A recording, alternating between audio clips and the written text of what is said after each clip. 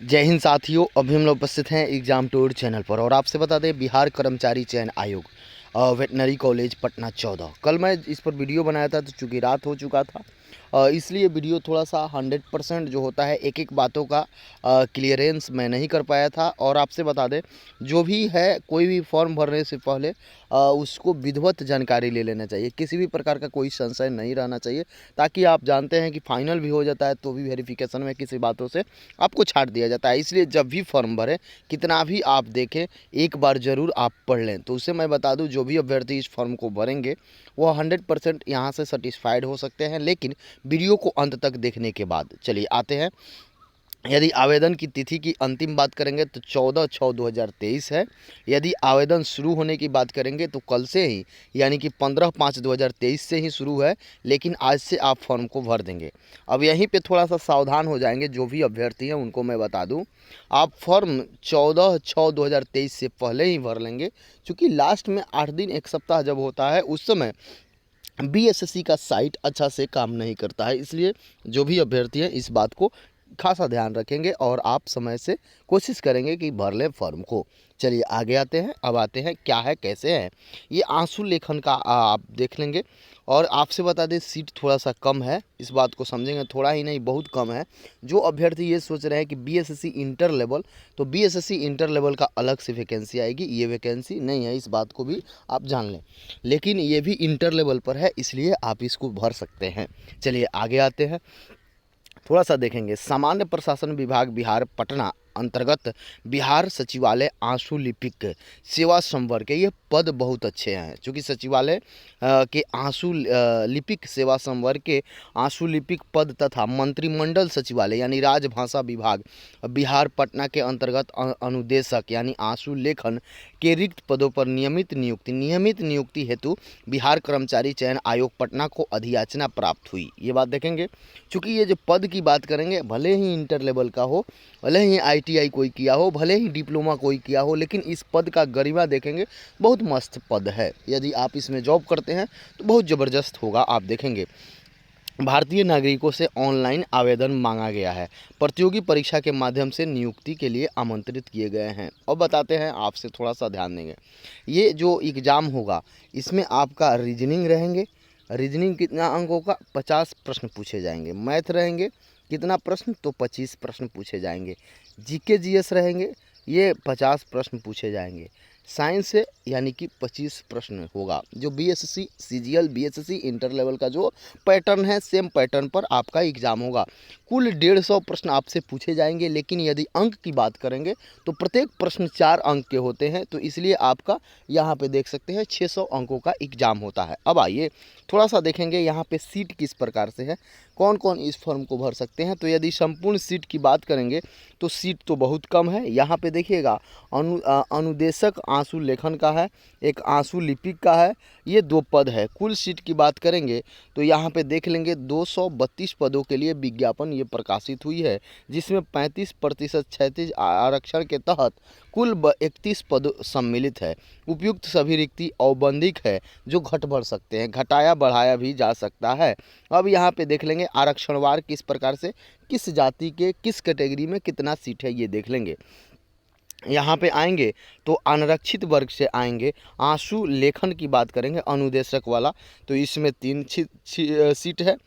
आर्थिक रूप से कमज़ोर की बात करेंगे, यहाँ पे आइएगा, थोड़ा सा अनारक्षित वर्ग 3, यहाँ पे एक आर्थिक रूप से कमज़ोर, यहाँ पे ये आंसू अनुदेशक में 8 पद है, तो इसमें एक भी पद नहीं है।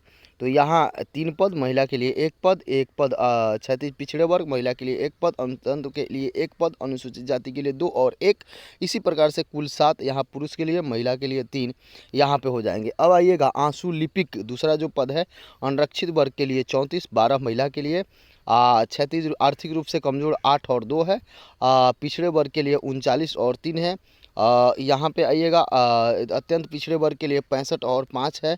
यहाँ पे आइएगा अनुसूचित जनजाति अनुसूचित जाति के लिए आपका यहाँ देखेंगे तो 62 और 5 है। अनुसूचित जनजाति के लिए यहाँ पे देखेंगे तो 4 और 1 है। इसी तरीक़ा से है, सब पदों की देख लेंगे तो सबसे अधिक आंसू लेखन में आप देखेंगे तो 65 पद है यहाँ पे अत्यंत पिछड़े वर्ग के लिए। अच्छी बात है। यहाँ टोटल सीट जोड़ेंगे तो आपका 231 हो जाएगा, 32 हो जाएगा, सॉरी। चलिए आगे आते हैं 31। अब यहाँ पे थोड़ा सा ध्यानपूर्वक देखेंगे। मैं बता दूं इसमें 8 पेज दिए गए हैं। सभी पेज यदि आप फॉर्म भरना चाहते हैं तो ज़रूर देखेंगे। नंबर 1 में नोट पे क्या है, आंसू लिपिक अनुदेशक आंसुलेखन पद के लिए कुल 232 पदों के लिए विज्ञापन प्रकाशित है, जिसमें 35% क्षैतिज आरक्षण के तहत कुल 31 पद सम्मिलित है। उपयुक्त सभी रिक्तियों औपबंधिक है जो घट बढ़ सकते हैं। दूसरा नंबर नोट में क्या क्या कहा गया है, दिव्यांग की प्रवृत्ति इस प्रकार दर्शाई गई है। यदि V6 का मतलब क्या होता है, दृष्टि दिव्यांग। DD का मतलब क्या होता है, मुख बधिर दिव्यांग। OH का मतलब होता है चलन दिव्यांग। और आपको MD का मतलब होता है मनोविज्ञान दिव्यांग, मनोविकार दिव्यांग। आगे आइए, नोट 3 में क्या दिया गया है, उम्मीदवार अपने निर्धारित शैक्षणिक व तकनीकी योग्यता के अनुरूप पद के विकल्प की प्राथमिकता अंकित करेंगे। उम्मीदवार जिस पद के लिए प्राथमिकता अंकित नहीं करेंगे उस पद के लिए उनके अभ्यर्थित्व पर विचार नहीं किया जाएगा। 2 पद है, दोनों पद में यदि आप टिक करेंगे तो आप पर दोनों पद के लागू होंगे, अन्यथा जिसमें आप टिक करेंगे वह, जिसमें आप नहीं करेंगे उस पर कोई विचार नहीं किया जाएगा। न्यूनतम शैक्षणिक योग्यता की बात करेंगे तो आप यहाँ पे देख लेंगे, ऑनलाइन आवेदन समर्पित करने की अंतिम तिथि तक अभ्यर्थी को मान्यता प्राप्त बोर्ड संस्थान से 10+2, यानी कि यदि आप इंटर पास हैं, 2023 में ही क्यों नहीं बिहार बोर्ड से पास किए हैं, यदि आप इंटर पास हैं, अभी रिजल्ट आया है CPSE से, यदि आप उसमें भी पास हैं इंटर, तो भी आप भर सकते हैं। किसी प्रकार का कोई दिक्कत नहीं है, बस आपके पास आ जाना चाहिए, रिजल्ट होना चाहिए। अब देखिएगा, इंटर पास या समकक्ष होना अनिवार्य है। समकक्ष का क्या है, आंसू लिपिक अनुदेशक पद हेतु मौलवी प्रमाण पत्र भी आपके हैं। ITI 2 वर्षीय पाठ्यक्रम है जिसका वो भी भर सकता है। NCVT या SCVT द्वारा निर्गत हो, एवं पॉलिटेक्निक जो 3 वर्षीय अभियंत्रण डिप्लोमा का हो, ये इंटर समकक्ष माने जाएंगे। ठीक है, ग्रेजुएशन है तो भी आप भर सकते हैं, न्यूनतम इंटर होना चाहिए। आगे आइए, 3 नंबर में कह रहा है, न्यूनतम तकनीकी योग्यता। ऑनलाइन आवेदन समर्पित करने की अंतिम तिथि तक अभ्यर्थी को मान्यता प्राप्त संस्थान से उपयुक्त तालिका में वर्णित पदों विभागों के समकक्ष तकनीकी योग्यता होना चाहिए। अब यहाँ पे देखिएगा, थोड़ा सा ध्यानपूर्वक देखेंगे, किसी भी प्रकार का कोई दिक्कत ना हो। अब यहाँ पे आते हैं, ये 3 नंबर हो गया। अब 4 में क्या कहता है, आरक्षण के बारे में बताया जा रहा है। ऑनलाइन आवेदन समर्पित करते समय नियमित प्रविष्टि के अधीन इंगित आरक्षण का दावा नहीं करने पर किसी भी परिस्थिति में आरक्षण का लाभ नहीं दे होगा। उन्हें समान यानी कि अनारक्षित वर्ग श्रेणी में रखा जाएगा। समान प्रशासन विभाग के परिपत्र संख्या 70 दिनांक 11/6/1996 एवं बिहार अधिनियम 15/2003 मूल के आलोक में राज्याधीन सेवाओं में आरक्षण का लाभ मूलवासी को ही दे हो है। बिहार राज्य के बाहर निवासी अभ्यर्थी को आरक्षण का लाभ नहीं दिया जाएगा। ऑनलाइन आवेदन समर्पित करते समय अस्थायी निवास प्रमाण पत्र का नंबर एवं तिथि तथा निर्गत करने वाले प्राधिकारी पद का नाम अंकित करना होगा, जिसे काउंसलिंग के समय प्रस्तुत करना अनिवार्य होगा। देखिए, आप यदि भर भी देते हैं लेकिन काउंसलिंग के समय नहीं देंगे तो आपको नहीं माना जाएगा। आरक्षण कोटि के अभ्यर्थी अपनी जाति के अनुरूप पूर्ण रूप से संतुष्ट होने के पश्चात ही आरक्षण कोटि का दावा ऑनलाइन आवेदन करते समय संबंधित कॉलम में करेंगे। ऑनलाइन आवेदन करते समय उनके पास आरक्षण कोटि के अनुरूप समक्ष पदाधिकारी से निर्गत वांछित प्रमाण पत्र उपलब्ध होना अनिवार्य है। किसी भी प्रकार की त्रुटि होने पर आरक्षण का दावा मान्य नहीं किया जाएगा। 3 नंबर में देखिए, ऑनलाइन आवेदन पत्र में दावा किए गए आरक्षण श्रेणी में किसी भी परिस्थिति में परिवर्तन नहीं किया जाएगा तथा इस संबंध में किसी भी आवेदक पर विचार नहीं किया जाएगा। गलत आरक्षण का दावा करने पर उन्हें अनारक्षित श्रेणी में माना जाएगा। अगला आते हैं 4 नंबर में क्या है, अनुसूचित जाति अनुसूचित जनजाति के बात है। यहाँ पे अनुसूचित जाति अनुसूचित जनजाति श्रेणी के अभ्यर्थियों के लिए राज्य सरकार द्वारा अधिसूचित सक्षम पदाधिकारी द्वारा निर्गत जाति प्रमाण पत्र अस्थायी निवास प्रमाण पत्र मान्य होगा। संबंधित प्रमाण पत्र को काउंसलिंग के समय प्रस्तुत करना अनिवार्य होगा। आप इंटर लेवल का जो 14 में बहाली आई थी, जब उसका 22 में फाइनल हो रहा था, उस समय देखा जा रहा था कि बहुत सारे अभ्यर्थी के पास कागजात नहीं होते थे, जिनको बहुत समस्या होता था। इसलिए मैं कहता हूँ जो भी आप फॉर्म अप्लाई करें, जो भी आप कागज़ दें या ऑनलाइन में, उसको आप ज़रूर अपने पास रखें। कभी कभी क्या होता है, आप फॉर्म भरते हैं लेकिन ऑनलाइन करते हैं वह खो देते हैं। कम से कम उसका पासवर्ड याद रहना चाहिए। ये सब अपने मोबाइल में रख लें या कोई एक डायरी में रखें, जिससे कि आपको समय पर मिल सके। अब ये यहाँ है पिछड़ा वर्ग एवं अत्यंत पिछड़े वर्ग की बात करेंगे।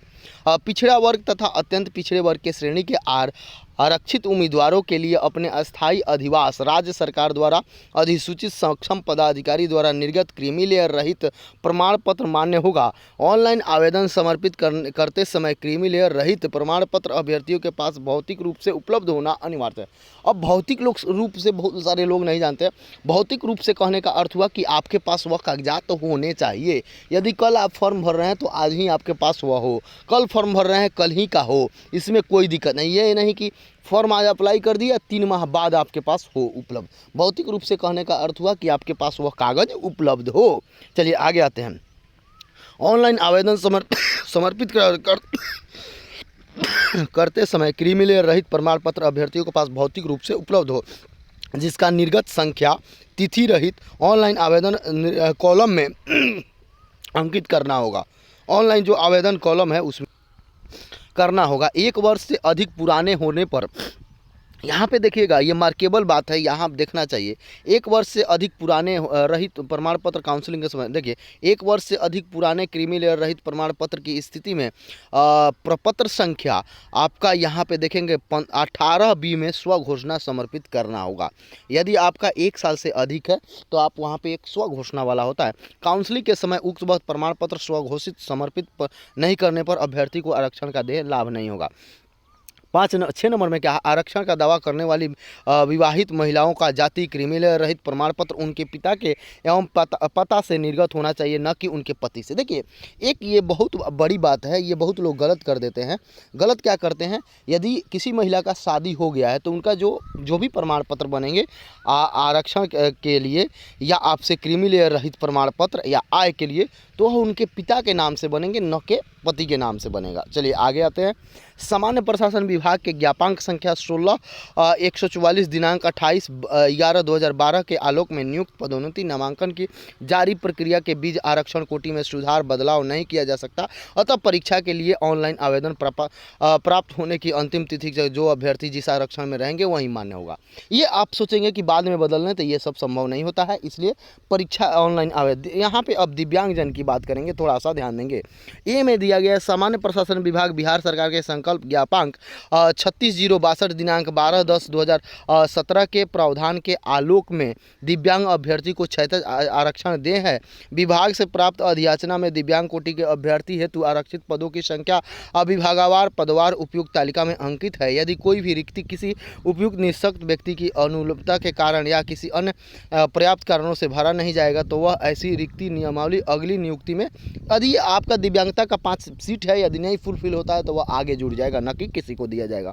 बी में दे रहा है दिव्यांगता संबंधित आरक्षण का दावा करने वाले अभ्यर्थी को काउंसलिंग के समय सामान्य प्रशासन विभाग के संकल्प ज्ञापांक 13/062 दिनांक 12/10/17 में संलग्न विविध अनुबंध 1 दिव्यांग प्रमाण पत्र समर्पित करना होगा, अन्यथा उनको दिव्यांगता के आधार पर आरक्षण का लाभ नहीं दे होगा।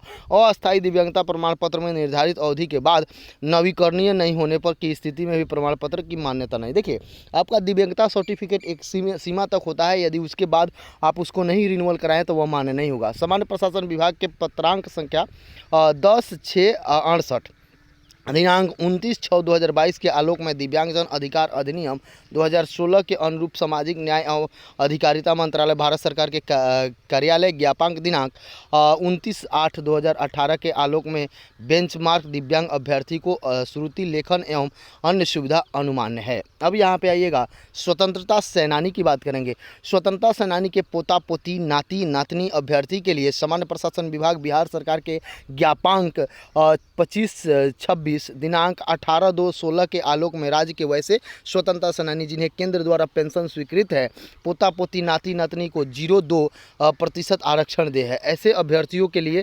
कर्णिका रिक्तियों की संख्या तालिका में अंकित है। क्षैतिज आरक्षण के अंतर्गत चयनित उम्मीदवार जिस आरक्षण गैर कोटि आरक्षित वर्ग से आते हैं उनकी गिनती आरक्षित गैर आरक्षित वर्ग की जाएगी। ऐसी आरक्षण का दावा करने वाले अभ्यर्थी के पास आवेदन करते समय अपने गृह जिला के जिला पदाधिकारी या उनके द्वारा एक प्राधिकृत पदाधिकारी के हस्ताक्षर से सामान्य प्रशासन विभाग के पत्रांक 11/68/7 दिनांक 30/8/2016 के साथ संलग्न विधिवत प्रमाण पत्र भूतपूर्व स्वतंत्रता सेनानी के पोता पोती नाती नातनी होने का होना चाहिए। प्रमाण पत्र निश्चित रूप से उपलब्ध होना चाहिए। स्वतंत्रता सेनानी के उत्तराधिकारी होने का परिचय पत्र मात्र मान्य नहीं होगा। देखिए, आपके पास ये प्रमाण पत्र होना चाहिए। डीएम के द्वारा बनाया जाता है या उनके द्वारा कोई अधिकारी ऑथोराइज किए जाते हैं, वो बना सकते हैं, वहाँ से आपके पास होना चाहिए। सामान्य प्रशासन, यहाँ पे आइएगा, सामान्य प्रशासन विभाग बिहार के संकल्प ज्ञापांक संख्या 2342 दिनांक 15/2/2016 के अनुसार बिहार राज्य के सभी सरकारी सेवाओं संवर्ग में सभी स्तर के एवं सभी प्रकार के पदों पर सीधी नियुक्ति में क्षैतिज आरक्षण, गैर आरक्षित कोटि में महिलाओं के लिए 35% क्षैतिज आरक्षण प्रदान किए गए हैं। 35% आरक्षण के तहत महिलाओं के लिए आरक्षित पदों की संख्या कोटि में दर्शाया गया है। आप देख सकते हैं, सामान्य प्रशासन विभाग बिहार सरकार की अधियाचना संख्या 26/22 दिनांक 26/2/19 के आलोक में सामान्य श्रेणी के आर्थिक रूप से कमजोर, यहाँ पे ईडब्ल्यूएस वाले अभ्यर्थी को बताया गया, एक एक करके सबके बारे में बताया गया है। तो इसलिए इसको यदि आप फॉर्म को भरते हैं तो ये पीडीएफ तो मेरे टेलीग्राम पर रहता है, एग्जाम टूर के टेलीग्राम पर, वहाँ से भी देख सकते हैं, या वीडियो को एकदम एक बार मस्तिष्क को शांत करके देखेंगे तो भी आपका सब कुछ क्लियर हो जाएगा।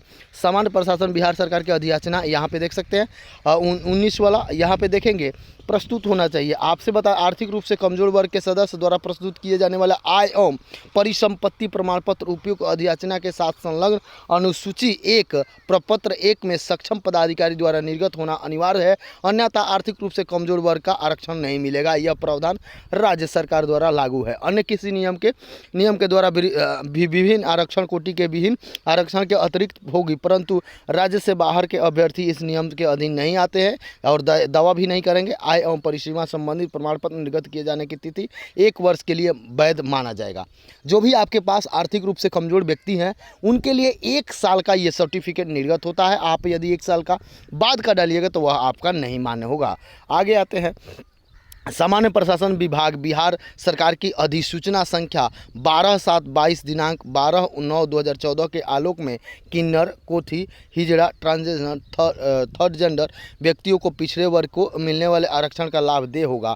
अभ्यर्थी द्वारा परीक्षा के लिए ऑनलाइन आवेदन करते समय किए गए दावे के अनुसार सभी प्रमाण पत्रों का प्रमाण पत्र, वार नंबर, तिथि एवं निर्गत करने वाले एक सक्षम पदाधिकारी का ऑनलाइन आवेदन में नाम भी भरना होगा। यहाँ पे देख सकते हैं, उपयुक्त मूल प्रमाण पत्र, सब कुछ यहाँ पे आपका दिखाया गया। उम्र सीमा की बात करेंगे, अभ्यर्थी की उम्र सीमा की गणना 1/8/22 के आधार पर की जाएगी, परंतु वैसे अभ्यर्थी जो दिनांक 1/8/2016 को सरकार द्वारा निर्धारित अधिकतम उम्र सीमा धारिता करते हो एवं उक्त तिथि तक निर्धारित शैक्षणिक योग्यता धारण करते हो, वे भी उम्र के आधार पर सामान्य प्रशासन विभाग के पत्रांक 212 दिनांक 23/1/2006 के आलोक में इस परीक्षा के पात्र होंगे। यानी यहाँ पे देखिएगा 2 प्रकार के हैं, एक 1/8/2022 के आधार पर की जाएगी। अब यहाँ पे आइएगा, कार्मिक एवं प्रशासनिक सुधार विभाग वर्तमान में सामान्य प्रशासन के संकल्प ज्ञापांक 294 दिनांक 7/1/16 के अनुसार उम्र सीमा निम्नवत होगी। यहाँ पे देखिएगा न्यूनतम आयु सीमा 18 वर्ष होना चाहिए। ये सब अनारक्षित वर्ग के पुरुष के लिए 37, अनारक्षित वर्ग महिला के लिए 40, पिछड़ा वर्ग अत्यंत पिछड़ा पुरुष महिला 40, अनुसूचित जाति जनजाति के लिए 42 वर्ष। यहाँ पे देखिएगा आपसे बता दें, जो भी अभ्यर्थी हैं यहाँ पे देख सकते हैं 8 पेज में ये संपूर्ण दिया गया है, तो थोड़ा सा ध्यानपूर्वक देखेंगे। बाकी ये ऑनलाइन का बात है, इसमें कोई खास नहीं है। बाकी यहाँ पे देख सकते हैं जो महत्वपूर्ण होगा वो आपका इस प्रकार से होगा। ऑनलाइन किसी भी अब एक बात आपसे बता दें, फ़ोटो आपके पास होना चाहिए। फ़ोटो ये थोड़ा सा देख लेंगे, जो महत्वपूर्ण अब बात है, इधर उस तरह का कोई महत्वपूर्ण बात नहीं था, इसलिए मैं नहीं करा पा रहा हूँ। इधर कोई ऐसा बात नहीं है। यहाँ पे देखिए, आवश्यक निर्देश में कदाचार गलत करने वाले अभ्यर्थी को उसकी उम्मीदवार रद्द कर दिया जाएगा। साथ ही भविष्य में आयोग द्वारा आयोजित की जाने वाली परीक्षा से वंचित किया जाएगा। अभ्यर्थी को विरोध निम्नलिखित कार्रवाई की जाएगी। कदाचार करने वाले काउंसलिंग, साक्षात्कार के mobile mobile, Bluetooth, digital, electronic घड़ी या किसी प्रकार का अन्य इलेक्ट्रॉनिक आपको नहीं लेकर जाना है। यहाँ पे काउंसलिंग साक्षात्कार देख सकते हैं, ये आपका बता दें, यहाँ पे देखिएगा इत्मीनान से थोड़ा सा आयु अंतिम तिथि है 15/5/2023 से 14/6 इतना की रात्रि 11:59 तक ये आवेदन आप कर सकते हैं। बिहार कर्मचारी चयन आयोग पटना के द्वारा ये निर्गत है। अब यहाँ पे आइएगा घोषणा। मैं घोषणा करती हूँ कि मैं अपने आयोग के द्वारा प्रकाशित विज्ञापन में भली भांति पढ़ लिए।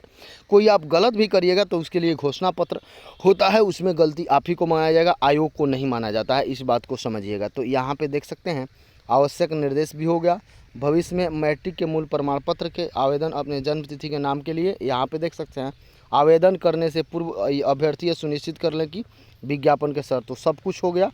अब किसी प्रकार का कोई दिक्कत होगा तो मैं आपको डाल दिया हूं अपने टेलीग्राम पे, वहां से आप देखकर आप कर सकते हैं। जय हिंद, जय भारत, जय युवा। किसी भी प्रकार का कोई समस्या हो तो आप, मेरा नंबर रहता है, वहां से कॉल करके मेरे से बात भी कर सकते हैं। अभी तक इसमें किसी प्रकार का नहीं। अब थोड़ा सा सिलेबस की बात करेंगे, तो सिलेबस की बात आप कर सकते हैं। सिलेबस की बात करेंगे, परीक्षा का प्राकृतिक वस्तुनिष्ठ होगा। बिहार कर्मचारी चयन आयोग के द्वारा नियमावली 2010 के आलोक में 40,000 से अधिक यदि आवेदन आते हैं तो प्रारंभिक परीक्षा आयोजित की जाएगी। अधिक आवेदन प्राप्त होने पर प्रारंभिक परीक्षा एक से अधिक चरणों में की जा सकती है।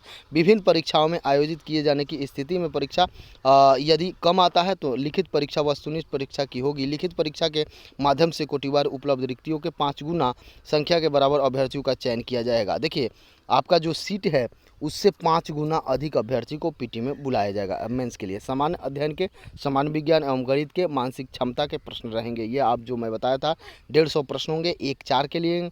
समय आपका 2 घंटा 15 मिनट मिलेंगे। प्रत्येक गलत के लिए 1 अंक की कटौती होगी। यदि 4 गलत करते हैं तो एक क्वेश्चन का आपका मार्क्स कट जाएगा। सेम वही रहता है 25.25 वाला जो होता है। यहाँ पे देख सकते हैं सब कुछ सिलेबस वगैरह सब कुछ बता दिए हैं। जय हिंद, जय भारत, जय युवा।